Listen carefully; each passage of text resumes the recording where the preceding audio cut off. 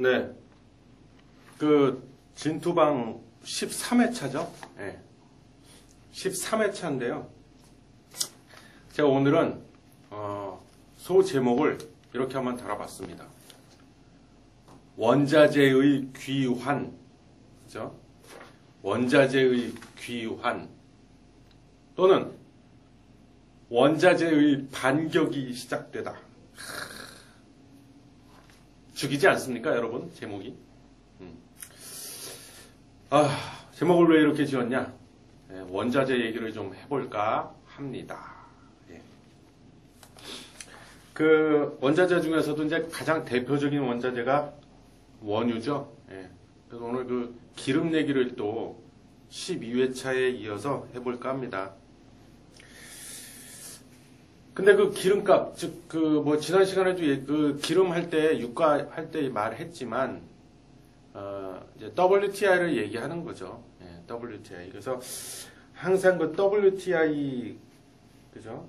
그거의 그 유가, 기름값 시세를 항상 예의주시하십시오. 그랬잖아요. 그것과 연관지어서도 같이 얘기하겠습니다. 그래서 기름값이 지금 뭐 하염없이 속절없이 떨어지고 있었죠. 근데 8월 24일인가 아마 그날 25일인가 그때로 기억하는데 그때 반등이 나왔어요.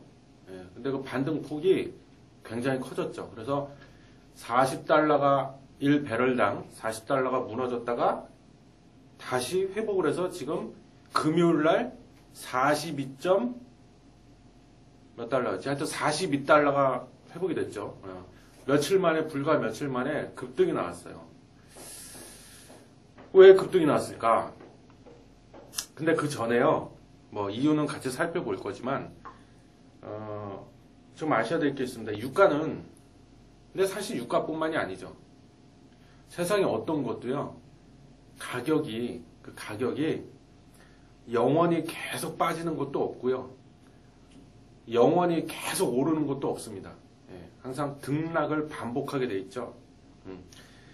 기름값도 마찬가지라는 거죠. 기름값도 마찬가지인데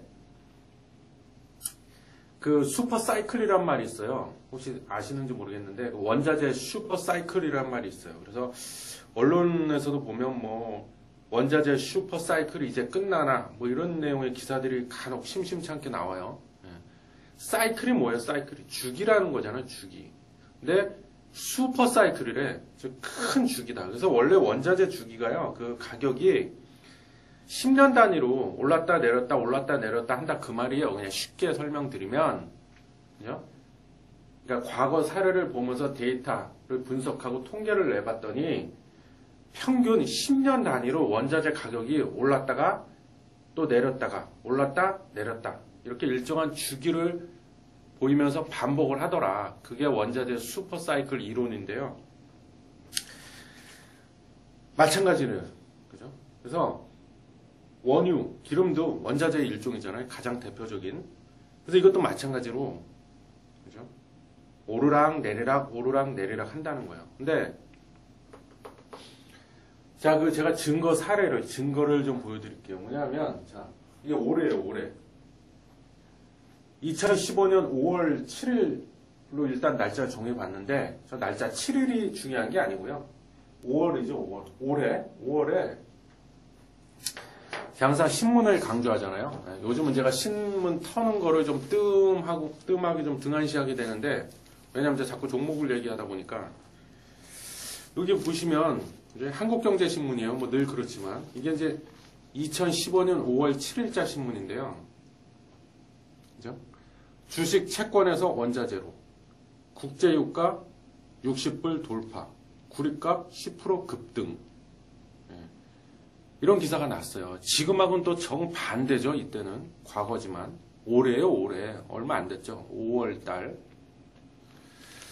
그래서 이때는 또 주식 채권에서 돈이 빠져가지고 다 원자재로 몰리고 있다 그런 얘기예요. 그래서 이때만 해도 좀 괜찮았네. 국제유가가 배럴당 60달러를 돌파했대네요. 구리값도 올라가고. 근데 지금은 어떻게 돼? 지금은 거꾸로 됐죠. 지금 2015년 8월 달 거의 말일 다 돼가고 있는데 지금은 또 이때하고는 완전 정반대가 돼버렸어요. 불과 한 석 달, 넉 달 만에. 예. 그게 참 재밌다는 거예요. 그래서 제가 아까 그랬잖아요. 영원히 오르는 것도 없고, 영원히 내려가는 것도 없다. 주식도 마찬가지죠. 그럼 이때 2015년 5월 달에는 왜 원자재 가격이 급등을 했을까? 뭔가 이유가 있을 거 아닙니까? 그 이유가 뭔지 그 원인을 분석해 봤어요. 크게 세 가지로 압축이 되는데요. 첫 번째는 리비아 동부의 원유 수출 항구인, 이름이 어려워, 지우에티나 항이란 항구가 있대요. 리비아 아시죠? 아프리카 리비아. 예전에 그 카다피가 장기 집권했던. 거기 그 항구가 이제 저 항구에서 원유를 수출하나 봐. 근데 리비아도 산유국이죠. 근데 반군의 저항으로 저 항구가 봉쇄가 돼버렸대요. 그럼 어떻게 돼요? 당연히 원유 공급이 줄 거라는 딱 생각이 들지 않아요? 공급이 줄면 가격은 오른다고 그랬죠. 이게 첫 번째 원인. 두 번째는 저건 뭐 맨날 나오는 건데 미국의 원유 재고량이 떨어졌대요. 마찬가지 공급이 줄겠죠. 이렇게 되면. 세 번째 중요한 이유죠. 투기 세력들이, 헤지펀드나 이런 투기 세력들이 달러, 안전자산인 달러를 다 팔고 싹 다 매도하고 원자재, 그 중에서도 대표적인 원유에다가 배팅을 걸었다는 거예요. 대략 이 세 가지 이유 때문에 2015년 5월 달에는요, 원자재 가격이 급등을 했던 겁니다. 그죠? 자, 그러면은, 자, 1번하고 2번은요, 뭐 상식적으로 생각해보면 알 수 있다고 했어요. 공급이 주니까 당연히 가격이 오르는 거는 뭐 당연한 건데, 3번에 저는 좀 주목을 해보자는 거예요. 3번. 제가 그 과거 진투방 하면서 몇 회차에 말씀드렸나까지는 제가 기억이 안 나는데, 제가 분명히 언뜻 잠깐 지나가는 말로 얘기했을 거예요. 원자재는 일반적인 그 수요 공급의 법칙에 의해서 가격이 올랐다 내렸다 하는 것도 물론 있지만, 원자재 시장은 뭐야? 원자재를 매매하는 그 시장은 상품 시장이잖아요. 그 상품 시장은 이 세계적인 그 투기 세력들이 있잖아요. 대표적인 헤지펀드 이런 그런 세력이라고 해야 되나? 그런 세력이 어떤 마음을 먹고 지금 어떤 생각을 하느냐에 따라서 그 오르기도 하고 내려가는 경우도 많이 있다는 거예요. 그래서 저건 어떻게 보면 좀 인위적인 거죠. 네. 그럼 3번 투기 세력들이 저때 달러를 다 팔고 원유에 배팅을 했다는 거예요. 그럼 이유가 있을 거 아닙니까? 왜 달러를 다 팔았을까요? 저 안전자산인데. 달러를 싹 다 매도 쳤대. 다 팔아버리고 원유 선물에다 배팅을 걸었다는 거예요. 그럼 왜 그랬을까? 달러 가격이 제가 그 환율 때 얘기했어요. 분명히. 통화, 화폐도 일종의 물건, 상품, 제품이다 이렇게 생각을 하세요. 그랬어요. 제가. 그럼 쉽다고. 달러 가격이 떨어질 거라고 생각을 했겠지. 그러니까 판 거지. 바보입니까? 달러 가격이 이제 오를 거야.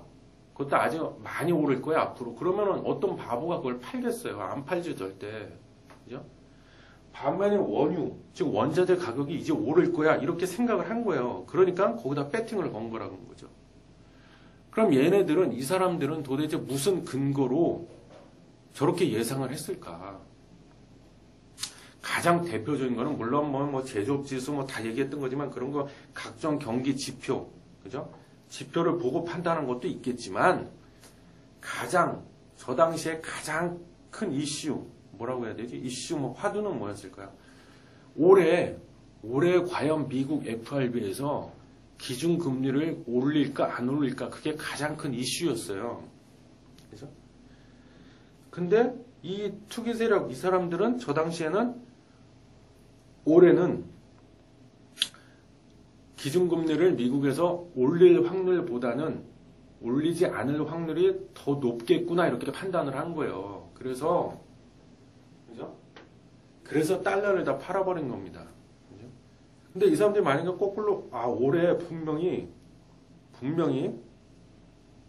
미국에서 기준금리를 아마 거의 100% 가까이 올릴 거야. 올릴 확률이 거의 100%야. 굉장히 매우 높아.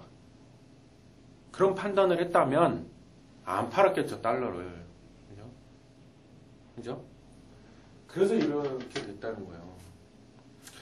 더 쉽게 그냥 쉽게 막말로 얘기하면 이런 거죠.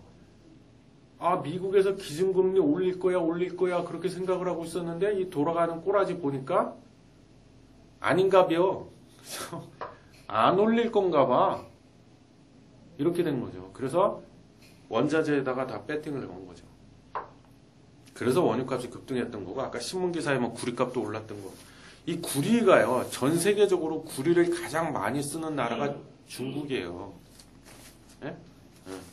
도대체 이놈의 중국은 뭐 안 쓰는 게 없냐 다 빨아들이네. 당연하죠. 예? 활발하게 경제 성장을 이루어야 되니까 원자재가 많이 필요하죠. 아셨죠? 예? 근데 자 올해 5월은 저랬었는데 그럼 지금은 어떠냐? 제가 아까 말씀드렸잖아요. 반대 거꾸로가 됐다고. 그래서 이때만 해도 그래서 원유에다 배팅을 하다 보니까 원유값이 $60를 돌파하고 막 넘어갔는데 또 한 달, 두 달 이렇게 지나면서 보니까 또 상황이 바뀐 겁니다. 어떻게? 야, 올해는 분명히 미국 FRB에서 기준금리를 올릴 확률이 매우 대단히 높아지고 있어. 지금 점점. 그죠? 그러니까 또 달러로 몰리는 거예요. 안전자산인 달러. 공포가 지배하는 거죠. 그러다 보니까는 원유 가격이 한없이 떨어진 것도, 물론 뭐 중국 경기 둔화 그 영향도 가장 크지만 상품 시장에서는 이 투기 세력들이 어떤 생각, 어떤 마음을 먹느냐가 굉장히 또 중요하다고 말씀드렸잖아요. 그러다 보니까 원자재에서 돈을 다 뺀 거야. 다 빼버려갖고 다시 달러로에다 이번엔 거꾸로 달러에다 배팅을 한 거죠. 그죠? 왜? 기준금리 올릴 확률이 매우 높아. 거의 100% 올릴 것 같아. 올해 안에. 그렇게 해서 상황이 지금 역전, 거꾸로 돼버린 거예요. 그러다 보니까 원유값은 한없이, 물론 뭐 원유 제가 말씀드렸지만 공급량이 뭐 어마어마하게 늘다 보니까 뭐 그런 것도 있고 수요는 줄고 그 영향이 제일 크고 두 번째는 그런 거란 거죠. 여기까지는 이해하셨죠? 그래서 지금 그렇게 해서 원유가 이렇게 쭉 한없이 미끄러져서 이렇게 쭉 빠지다가 그게 아니라 모든 원자재가 다 그랬죠. 같이 빠졌죠. 근데 그러다가 8월 제가 아까 말씀드렸죠. 8월 올해 8월 25일인가 24일 날부터 갑자기 반등이 나왔어요. 반등이 나왔고 다시 $40를 돌파했어요. 지금 아시잖아요. 그러면 지금은 또 왜 또 저렇게 급격한 반등이 나왔냐? 이유가 있을 거 아닙니까? 그걸 또 알아봐야겠죠. 그래서 자, 이유는 대략 한 5가지 정도로 압축을 해봤습니다. 제가 이유. 네? 첫 번째, 미국의 GDP가 발표가 됐죠. 근데 호조가 GDP 호조라고 제가 써봤는데요. 즉 GDP가 뭐야? 국내 총생산, 그죠? 그게 생각보다 잘 나왔어, 좋게 나왔어. 그 말은 뭐예요? 경기가 생각보다는 좋다는 얘기예요. 그죠? 두 번째, 베네수엘라가요. 베네수엘라 아시죠? 남미에 있는 나라잖아, 베네수엘라. 걔가 주로 그 나라가 뭘 팔아서 먹고 산다? 원자재. 그 중에서도 주로 원유를 많이 수출해서 먹고 살죠. 예. 그죠? 근데 그 베네수엘라에서요, 오페크, 즉 석유 수출국 기구, 거기다가요, 긴급 회의를 열자고, 그러니까 다른 말로 바꾸면 비상 소집을 이렇게 신청을 했어. 그래서 빨리 지금 우리 급하니까 급히 회의를 열자 이렇게 다 모여서 회의를 한번 하자 이렇게 요청을 했답니다. 왜 요청을 했다? 원유 가격이 계속 떨어지니까 이미 제가 유가, 금리, 환율 할 때 다 말씀드렸잖아요. 저런 나라 가면 통화 가치가 급락을 하고 물가가 폭등을 하면 국민들이 살 수가 있습니까? 못 살아. 그래서 제가 지난 시간에 그 신문기사도 알려드렸잖아요. 베네수엘라의 그 전통적인 뭐 빵 이름은 기억이 안 난다. 어려워서 까먹었는데 그 빵값이 뭐 5배인가 6배 폭등했다 이런 기사 제가 보여드렸잖아요. 지난 시간에. 그러니까 뭔가 대책을 마련을 하자. 대책을 좀 세워보자. 그래서 베네수엘라에서 하도 답답하고 속이 타니까 그렇게 요청을 했대요. 응? 근데 그 요청한 게 왜? 그게 기름값 오르는 거랑 무슨 상관이야? 요청을 했으면 뻔하지 않습니까? 그 요청해서 그 회의 내용이 뭐겠어요? 야, 기름값 저렇게 한없이 떨어져서 우리 다 죽게 생겼다, 지금. 그러니까 뭔가 대책을 세워보자. 이거 아니겠어요? 그 대책이란 게 뭘까요?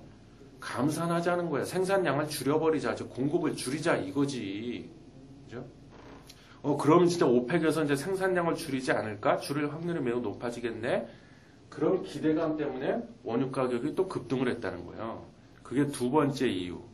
근데 저게 그 황당한 소리가 아니라 어느 정도는 가능성이 있는 얘기라는 거예요. 확률적으로. 왜?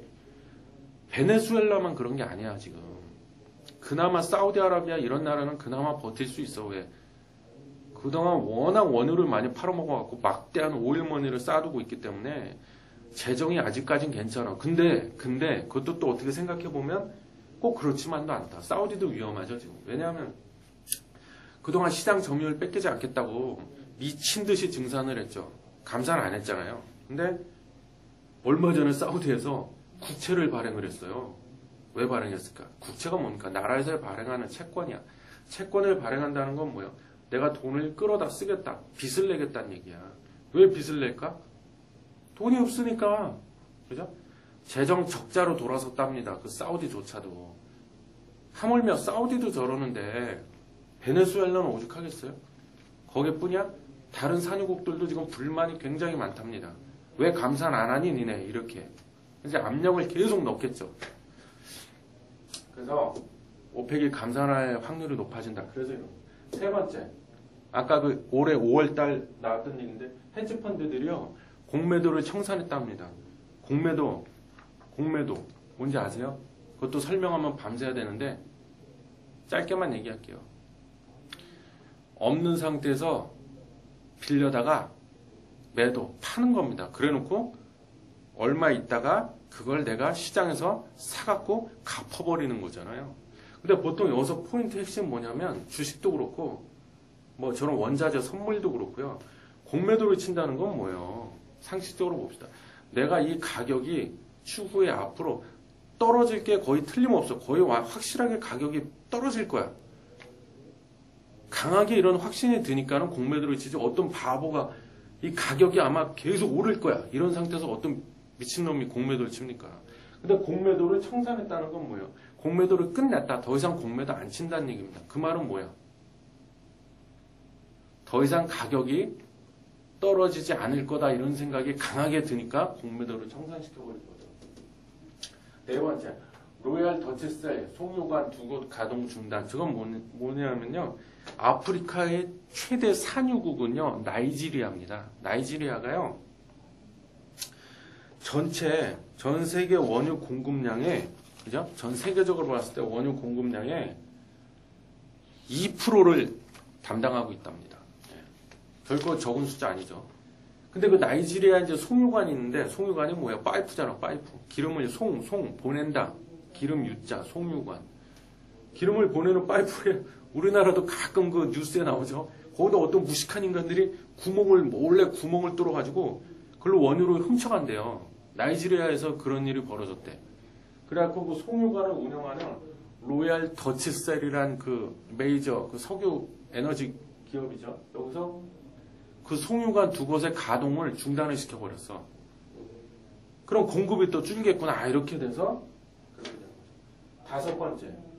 미국의 원유 재고량이 주기적으로 우리 지금 원유 재고량이 늘었다, 줄었다 이런 식으로 정기적으로 그 발표를 하는데요. 저거에 따라서 유가가 예시적으로 올랐다 내렸다 많이 합니다. 근데 미국의 원유 재고량이 일주일 동안 545만 배럴 줄어버렸대요. 이건 뭐예요? 공급이 또 준다는 얘기죠. 그죠? 그래서 대략 이렇게 5가지 이유 때문에 이번 주에 원유, 즉 WTI 유가가 갑자기 올라버린 겁니다. 아셨죠? 자, 이런 거 보면 참 여러분 재밌지 않습니까? 그죠? 근데 자, 제가 오늘 하고 싶은 얘기는 뭐냐면요. 원자재의 귀환이라고 해 제목을 그렇게 달아봤냐? 제가 이런 말씀을 좀 드리고 싶어요. 이게 이제 생각하기 나름인데, 우리가 보통 그러잖아요. 야, 지금 위기다, 위기. 위기야. 위기가 닥쳤어. 그죠? 그럼 대부분의 사람들은 어떤 마음을 먹을까요? 겁을 내죠, 일단. 공포라고 그러죠, 공포. 그래서 공포 지수 뭐 그런 말도 있는데, 공포에 사로잡힌다는 거죠. 벌벌 떨죠. 근데요, 그거를 역발상이라고 그러잖아요. 반대로 거꾸로 뒤집어서 한번 생각을 해보자는 거죠. 그 위기이긴 하지만 지금 위기야. 위기인데 그거를 내가 잘만 좀, 그죠? 냉철하게 판단을 해서 잘만 좀 이렇게 결정을 내리고 올바른 선택을 한다면 그건 어마어마한 기회가 될 수 있다는 겁니다. 그래서 이게 말장난 같지만 위기는 위험한 기회의 줄임말이라고 저는 평소 보고 있습니다. 기회란 말이야. 찬스야. 근데 위험해. 위험한 기회야. 그죠? 그 리스크. 물론 쉽진 않아요. 쉽다는 뜻은 아닌데 그 리스크를 내가 감당할 수 있는 리스크다 이게. 내가 이 정도 리스크는 내가 충분히 감당을 할 수 있다. 만약에 그렇다고 하면 그러니까 즉 바꿔 얘기하면 감당할 수 있는 범위 안에서만 움직인다면 위기는 기회라는 겁니다. 실제로도요, 그 1997년도에 우리나라 외환 위기가 닥쳤잖아요. 달러가 없어갖고. 그때하고 2008년도 미국발 그 금융위기 터졌을 때. 그때 돈 번 사람들 의외로 많습니다. 왜? 그분들은 뭐야? 아, 지금 위기구나. 위험해. 무조건 도망가고 피했던 게 아니죠. 그걸 제가 말씀드린 대로 내가 감당할 수 있는 범위 안에서 조절, 컨트롤, 통제해가면서 그걸 이용했다는 거예요. 역으로 이용했다는 거죠. 그래서 실제로도 지금 보면요. 우리나라의 그 슈퍼겜이라고 알려지신 그 몇 분들 계시잖아요. 그분들의, 제가 알고 있기로는 그분들 중에 한 80%는요. 남들이 모두 다 위기라고 말하던 저 1997년도 외환 위기 터졌을 때하고 2008년도 금융위기 터졌을 때 돈 버신 분들이에요. 그때 한 80%는 제가 보기엔 그렇습니다. 그죠? 지금 다 위기라고 하잖아요. 공포지수가 뭐 사상 최대다. 가장 큰 거는 중국 때문에 그렇죠. 중국. 그 갑작스럽게 위안화를 평가절하시켜버린 바람에. 근데 중국이요. 저는 또 이게 또 얘기가 엮일로 새나? 저는 개인적으로 중국이 정말 그 뭐라고 얘기를 해야 될까? 좀 좋게 표현하면 재밌는 나라고요. 좀 막말로 얘기하면 정말 웃기는 나라야. 그죠? 왜냐? 완전한 시장 경제 체제도 아니고 그렇다고 뭐 100% 국가가 통제하는 그런 체제도 아니고 어중간하고 애매하다는 거죠. 그래서 중국 정부에서 말로는 맨날 그래요. 우리도 이제는 앞으로는 거의 모든 것을 시장에 맡기겠다.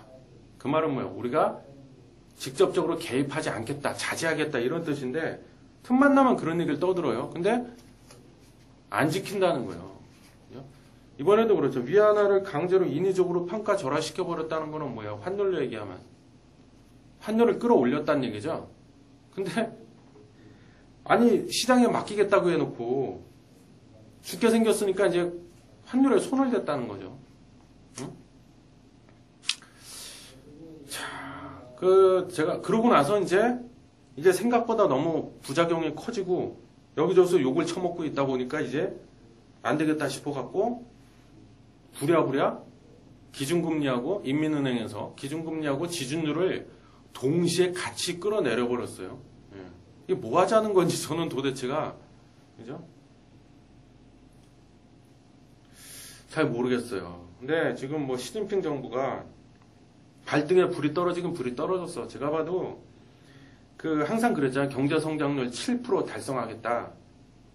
어떻게든 그거 지켜야 되거든. 상황이 그래요. 왜냐하면 지금 노동쟁이가요. 우리가 잘 몰라서 그러는데 중국 전역에서 노동쟁이가요. 지금 계속 일어나고 있다고 합니다. 저는 그걸 딱 보면서 뭐가 떠올랐냐면 우리나라 노태우 정권 때 노사분규가 뭐 장난도 아니었죠.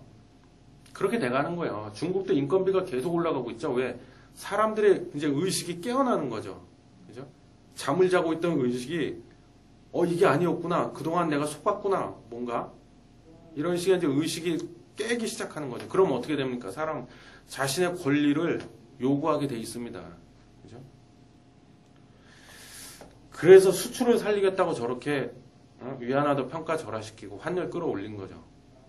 수출이 잘 되면은 기업도 살고 그럼 직원들 인건비도 올라가고 뭐 이렇게 생각을 한 것 같아. 중국 정부에서 단순하게. 그럼 노동쟁이도 줄어들 거다 아마 이렇게.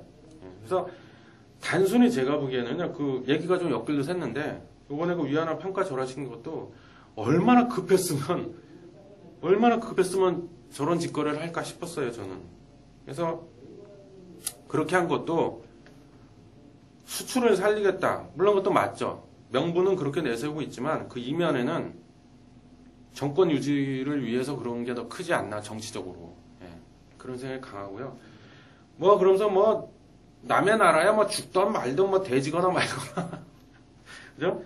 내가 죽게 생겼는데 나부터 살고 보자 그래서 저렇게 한 거죠 중국에서. 근데 저런 걸 보면서 참 정말 급했구나 중국 정부.